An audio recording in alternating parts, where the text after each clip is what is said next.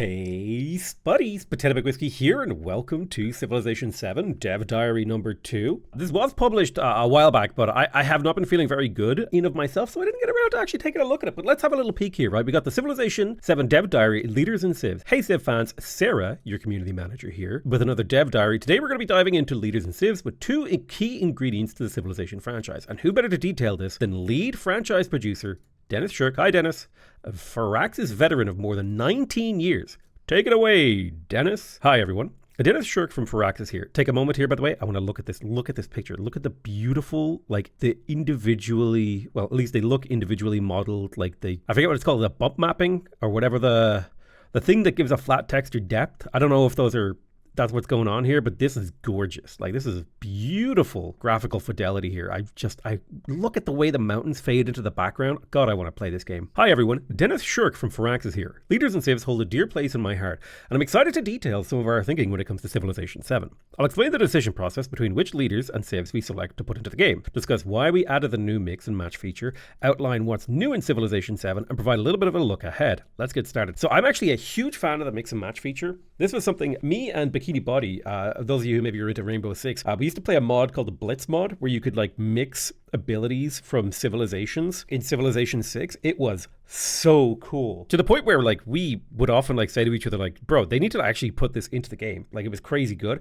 So the ability to take, like, imagine you were able to take, I don't know, like China's leader and mix it with Rome. Like, you just created a new gameplay space for your player. And sure, maybe that decision doesn't make sense to do, but it would still like be an interesting game in its own right. Imagine if you could be Rome and be building the Great Wall, right? Improvement or something, you know. And what sort of overpowered crazy combinations could you make? Like, there was a lot of really interesting interactions there. And so I personally love the idea that any leader can go with any civ, and I'm excited to see what they do with it. The way we choose which leaders and civs to put into the game has evolved over the years, and even more so for Civilization 7. In the old days, the selection process was often pretty loose. A designer might think, hey, this could be fun, and that would be all it would take to get them into the game. Yeah, that actually makes sense. Like, because I think there wasn't that much of a process.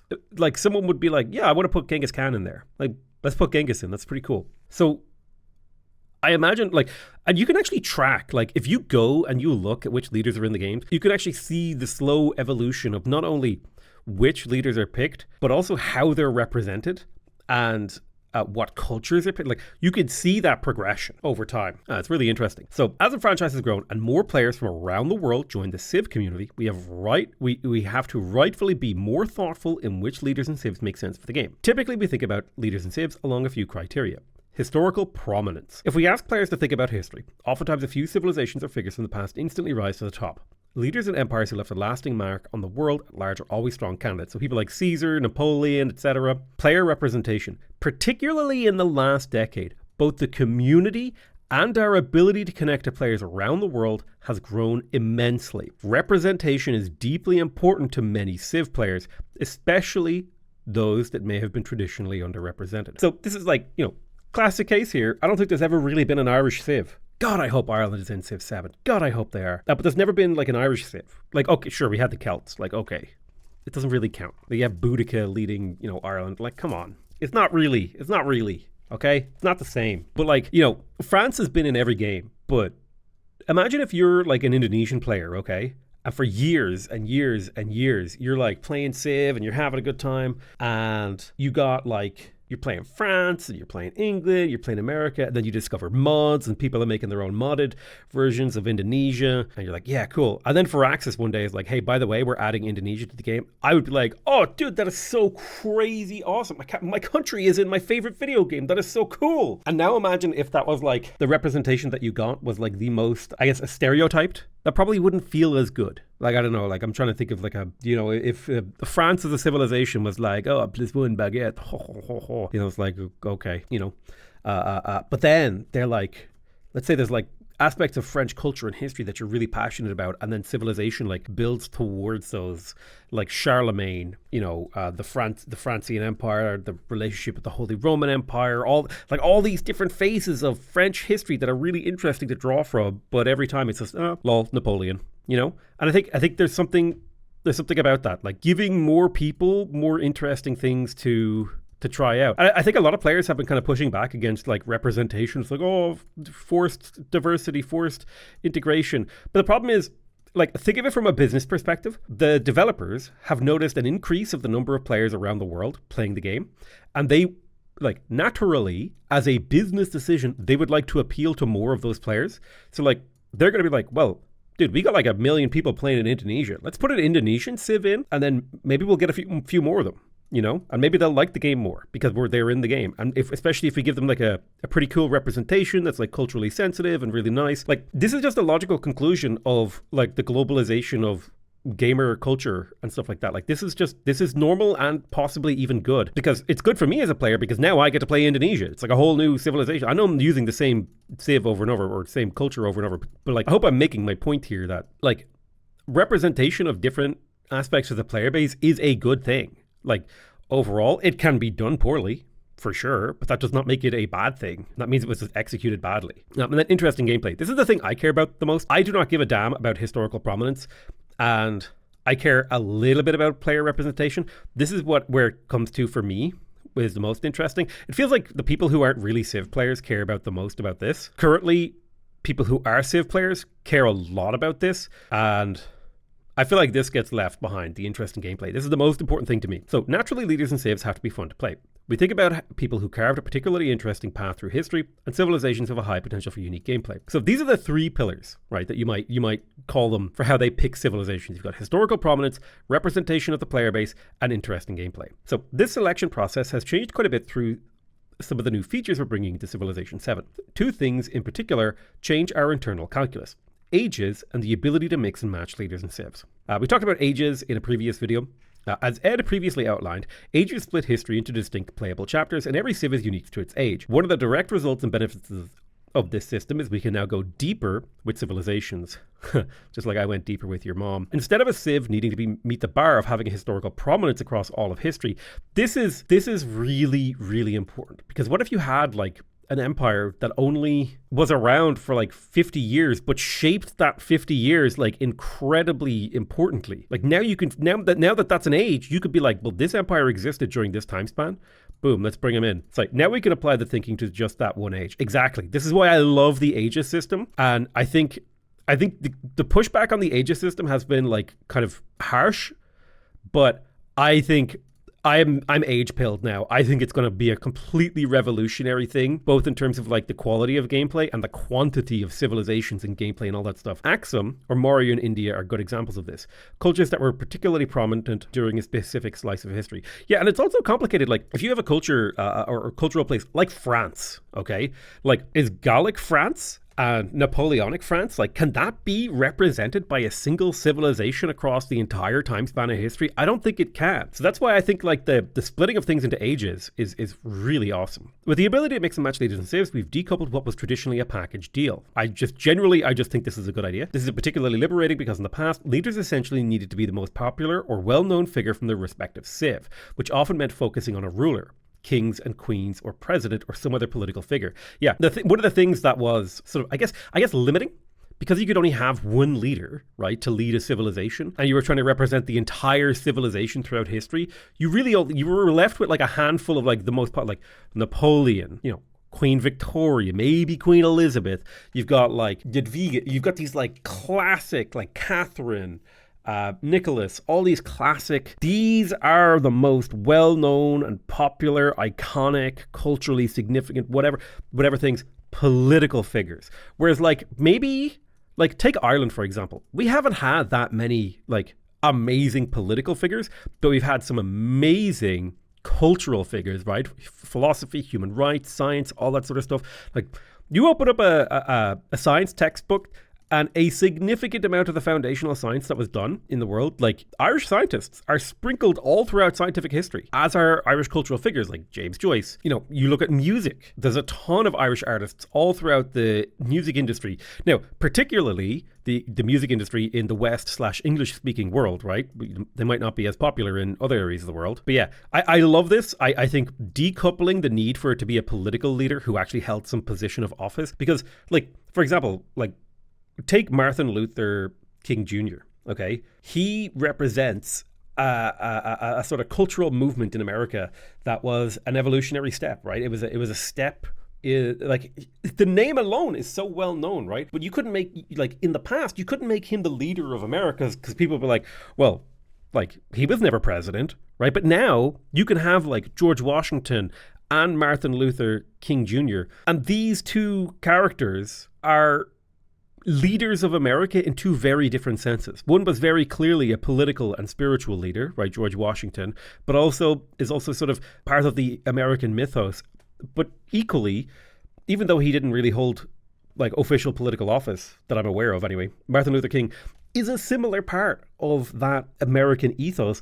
And there's a significant portion of the population in America, black people, who might feel better represented and might think it's just really cool to play as a civil rights activist, right? Like that would be sick, like what if you were, I don't know, what if there was like a prominent communist in, I don't know, like Italy, and communists would be like, oh my God, we get to play as blah, blah, blah, blah. And, I think opening up the scope for people who were just great people who were, I think the way to think about leaders in Civilization 7 now is that previously leaders were political figures and now great people can be leaders.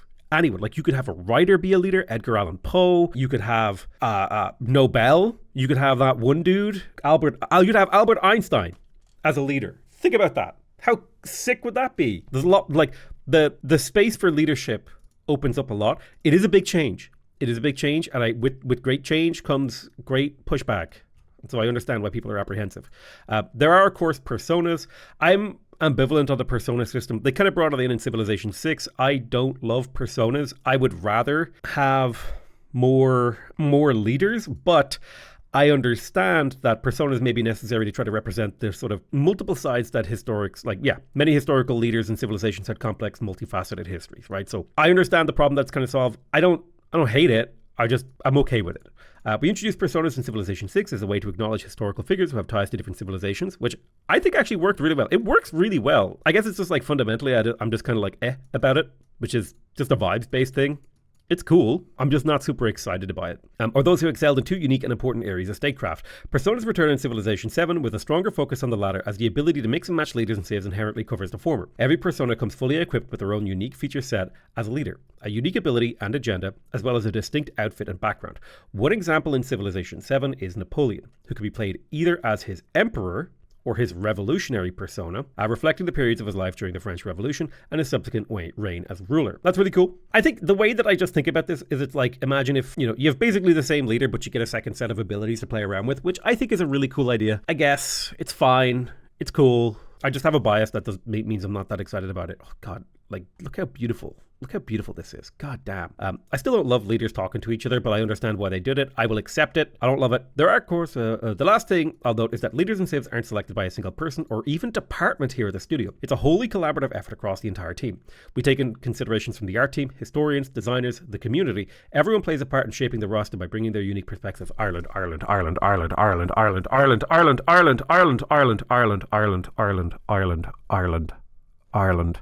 Led by Brian Boru, James Joyce, Michael Collins, Eamon De Valera, Jedward, just, throwing names out there. It truly takes a village to bring leaders and civs to life. One of the more notable features in Civilization 7 is the ability to mix and match leaders and civs. I mentioned a bit about the rationale above, but I wanted to expand a bit more on our thought process. Why mix and match? A major reason for adding mix and match was to support ages. Okay. In the past games, you always played as the same leader and civ combo throughout the entire game. With your empire being represented by multiple different civs across a full campaign in Civilization 7, we needed to make sure that players still had a strong cohesive sense of who they're playing as and against. With ages, we thought about several different approaches about how we could handle civs and leaders. This included the idea of switching leaders per age, as well as designing in stacks where every civ would be like what we have for India, Maurya to Chola to Mughal. Switching leaders per stacks for every. Okay, my brain is having trouble processing this sentence, but I think basically what they're saying is that like you might start in the ancient era with Caesar, and then in the next era you might be playing the Vatican City, and then the next era you'll be playing Italy, and like the leader would also switch with that. Each of these options fell short in certain ways. We were convinced that swapping leaders would be particularly confusing to understand who you were playing with. Players often say that they're making alliances or waging war against Cleopatra, Gandhi, or Montezuma, not Egypt, India, or the Aztecs. And if the leader changes mid-game, that narrative inside the player's head is disrupted. I kind of agree with this, although I would Yeah, I think you're right. Like when I go to war with Macedonia, I'm not going to war with Macedonia. I'm going to war with Alexander, that huge jerk. Yeah. So I think this is right. I think this is just correct. In a similar vein, only choosing civilizations that have a full stack, as in a direct historical lineage, meant we would have to be greatly limited in who we could consider for Civilization 7. You would only be able to pick civs whose past spans the entirety of history, which means no America. Get destroyed, Americoids. And this is a really good criticism of other solutions, right? Like you gotta have, if you want to represent the entirety of human history in a interesting way, you got to have ways to be able to parcel it out. There's different civilizations, different technologies, different things, and I think this solution that they've come to is actually really interesting and fun. And that brings us back to why mix and match, and in some sense, why ages. Through this feature, we're able to make sure that you maintain a strong sense of your identity for your empire, your friends, your rivals on the world stage. Creating historical pathways instead of a strict empire stack provides significantly more replayability and allows us to represent a more diverse set of cultures. We're able to expand leaders into new categories, shining a spotlight on figures who contributed to humanity in ways many players may be discovering for the first time. And of course, strategy. Every leader has a unique playstyle, and you'll be able to blend that playstyle with the unique traits of each civilization during the age. I'm really hyped for it. I'm like it's the hype is building inside my chest. Like I'm excited for the possibilities of gameplay. Also, look at the beauty. It's amazing. It's gorgeous. So what's new for Civilization 7? Now that we've gone through the structural and categorical changes, let's go through the actual components of leaders and civs. As we've mentioned before, every civ is tied to a specific age, and you get to experience that civ at the height of its power. Each civ comes equipped with a unique ability, unique infrastructure, a unique civic tree, and an associated wonder, unique units, both civilian and military, and typically a location starting bias. Combined together, these nudge the civ in a certain playstyle. Categorized across military, diplomacy, expansionist, science, culture, and economy. I would I don't hate this. It's cool. Part of me kind of wants to be like, what if there was, I guess you could do hybrids. I'm not going to, I was just thinking, it is really amazing, right? Just how much is being crammed into each civilization, right? You get a unique ability, a unique infrastructure, a unique civic tree, a wonder, unique units, civilian and military. You get a starting bias. You get an insane amount of combination, especially with the way that the map generation works now. In the past, it's time for paint, I think. So how it used to work is imagine this brush is like the map creator. It would go okay, we got a map filled with water. You got all the water here. Here, you know what? I'll even do a fill brush. Okay, you got water. Okay, I did it wrong. Hold on. Fill. And then they'd be like, okay, what kind of map is it? Okay, we're doing continents. Let's go here's a continent, roughly speaking. And here's a continent, roughly speaking. We'll fill this with land. And then we'll randomly sprinkle in here's a mountain or two. Here's a mountain here. Here's a mountain here. Here's a mountain here. Here's a mountain here. Boom, boom, boom, boom, boom. It does this sort of thing, and then it's okay, we also need trees, so let's sprinkle in some trees. I'll do here's some woods and stuff, and we need rivers, so let's do a river here and a river here, and probably the actual starting point would be deep ocean, like this. So, and you'd eventually end up with something like this, and then the game goes, okay, where are the civilizations going? Well, Egypt likes rivers, so we'll put Egypt here, and it's the Khmer likes rivers, so we'll put Khmer over here. Okay, we have no more rivers, but this civilization loves rivers, but we have nowhere to put them, so we'll put them here. Okay, and that was the old way that they did it. Now, here's how the map generation works, as far as I understand it. First thing happens, okay, you got ocean, okay, boom, with probably blank space. And then the game goes, okay, we got a defined area. How big of a map is it? Okay, we got this size of map. All right, let's say this is our boundary area for the size of the map that we want to play. Okay, and we want to leave room over here for a continent later. So we'll just focus on this. And we've got 5 civilizations to place. All right, well, let's just kind of let's put this player in the center of the map, and then we'll put this player up here, and then we'll put a player kind of perpendicular-ish to both of those, and then we'll put a player down right here, and then perhaps another player in between those. And the game goes, okay, this is where the players are going to go. Okay, so player 1, they love rivers. So let's go ahead and give them a nice big navigable river right there. This player, what do you like? You like vegetation. So here's a bunch of vegetation on these tiles. There you go. What do you like? Oh, you like gold resources. So here's a few gold resources sprinkled in. There you go. This player, what do you like? Oh, you like strategic resources. Here's a couple of extra strategic resources for you. And then this player, they're like, oh, what do you like? Oh, you like mountains? Here's some extra mountains for you, buddy. Okay. And then the game goes, okay, now that I've placed them and I figured them out, let's go ahead and place the land like so. And then it goes like, okay, we got our land placed. We got people have the resources they want at a high probability. Like, it's not perfect, but you got a high probability of getting what you want. And then it'll go like, all right, let's add a couple like little islands over here. And then we'll sprinkle in this. And then, like maybe we will also put this player on a river, and maybe we'll do a river like this too. And you know what? This map could use a bay. Let's put a bay right there. That sounds good. And then we'll just kind of extend the land out to make a nice bay. There you go. Right? And this is kind of how the new system works. So you're more likely to get the kind of start that you want. So actually a starting bias matters a lot more in this game than in previous games. Because again, in the previous game, like if you picked a tundra world, it would just be like, blah, here's your tundra continent. And it has no rivers. Good luck. Go fuck yourself. But now you would get a tundra continent, but it would look maybe like a little bit more like this, right? You would get like strips of tundra between like gentle, lusher starting points, right? Maybe not necessarily, maybe I'm misunderstanding exactly how it works, but it would look just a little bit more like this, right? And I think that is a new sort of way of doing things that makes it so that your starting bias actually matters a lot more in Civilization 7, which is really exciting. And for example, Han China is an antiquity age civilization. As you complete the Han's unique civic trait, you can unlock the Guanxi, Jingqing, and or Tianxia traditions. Each of these being available to slot into your social policies for your empire in future ages, regardless of which civ you've chosen. Han China has a unique infrastructure called the Great Wall. It's a unique improvement.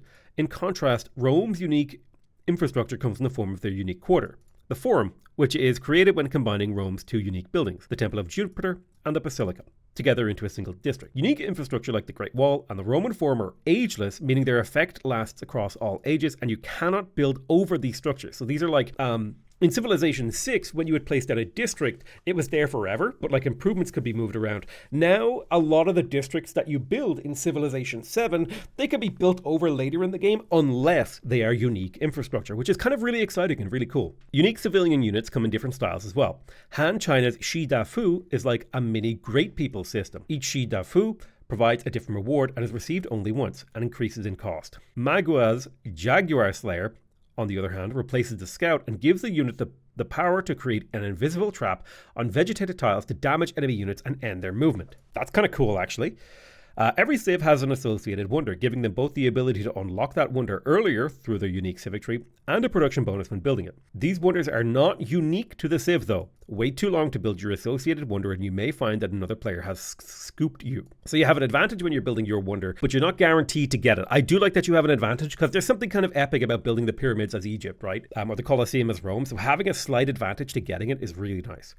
For leaders, each comes packed with a unique ability, agenda, and occasional starting bias, again, nudging their playstyle into the above mentioned categories. In Civilization 7, the AI will always pair leaders and civs with their closest ideal choice, typically determined by historical ties or geographical ties. It would be really interesting to add a chaos mode where the AI will just choose randomly, like a little button you tick and it removes the historical bias, so you just get like crazy combos. That'd be a nice little tick that you could click. You'll see these options as well in the form of a small portrait icon when starting a new game. But thanks to the mix and match functionality, you can freely choose which leader and civs you want to pair together. If you're playing more for strategy than historical immersion, you'll typically want to match a leader's playstyle to the civ's playstyle. Honestly, I think I'm mostly going to pick my civs, but I'm mostly going to pick based on vibes. Something new to Civilization 7 is leaders. To Civilization 7's leaders is the attribute system. Attributes offer a way to customize your leader further during the course of the game, split into those 6 categories: cultural, diplomatic, economic, expansionist, militaristic, and scientific. Your leaders and civs have different strengths in these categories, determining the affinity you have towards earning certain attributes with gameplay, and you spend those points on attribute skill trees that make your leader stronger. For example, Augustus has a strong focus on culture, so you'll find yourself having more chances to earn cultural attribute points. Importantly, attributes and their bonuses persist across ages, ensuring that while your empire grows across time, so too does your leader. Attribute points can be earned across a wide variety of gameplay actions, including building wonders, researching civics, completing narrative events, as well as researching rewards for finishing milestones along victory paths. I like the upgrade leaders thing. It kind of reminds me of the Civilization 5 social policies, but sort of more permanent. Some of these look really cool, right? +1 culture per age on the palace and city halls. That is just a little bit of a culture boost throughout the whole game. That's really, really nice. You've got wonder production, 10% culture in cities with 1 wonder, +1 culture from specialists, or +2 if you have 3 or fewer cities. Remember, cities are different from settlements. You've got extra culture towards masteries. You've got extra culture from great works. You've got culture in towns, or +2 in distant lands, right? You got that exploration age stuff coming in there. Something new to Civilization's attribute system. I'll look ahead. Leaders and civs are a crucial element to the Civilization franchise, and I'm incredibly excited for players to experience each of them in Civilization 7. Through ages and features like civ swapping and mix and match, we're able to go wider and deeper with civs and leaders than ever before. For a look ahead on the next Dev Diary, we're going to be tackling a topic that core Civ fans have been dying to know more about: empire management. We'll be detailing everything from how cities works, populations, yields, and what a warehouse building is, what overbuilding is, and more. If you have any questions, please continue to share your feedback and thoughts across our social media channels. As always, thanks for being the best fans in gaming. Thank you so much, Dennis, for your Dev Diary. This is really exciting, right? I think, here's the thing. I really do think that the Civilization developers have really listened to the community, taken those core issues that people have talked a lot about, drilled down, and tried to come up with solutions, which is amazing. I think a lot of people are screaming at the developers like, just do the same thing again, but more. And it's like, bro, just go back to play Civilization 6. There's an entire team of dedicated modders for each, brand of Civilization. Let's move to the future. Let's try something new. I'm excited. I'm ready. I'm into it. Yeah, let's do it, baby. Civilization 7 is going to rock your goddamn world. I want to thank you guys very much for watching. I love you all very much, and I'll see you guys next time. Bye-bye.